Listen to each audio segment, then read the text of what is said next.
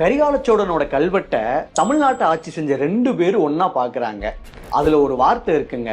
அந்த வார்த்தைய அந்த 2 பேர்ல யாரு சரியா புரிஞ்சிருக்காங்க அப்படின்ட்டு நீங்க தான் கடைசியில சொல்ல போறீங்க. அந்த வார்த்தையை படிச்ச இவரு தான் சார்ந்த மக்களோட வாழ்க்கையை உயர்த்துறாரு.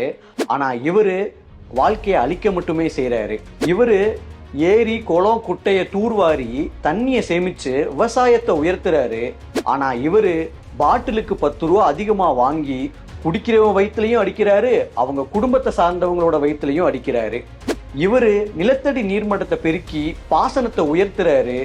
இவரு மக்களை குடிக்க வச்சு கவர்மெண்டோட வருமானத்தை மட்டுமே உயர்த்துறாரு.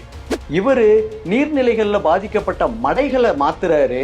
இவரு குடிக்க வச்சு மக்களை மடையர்களா மாத்துறாரு.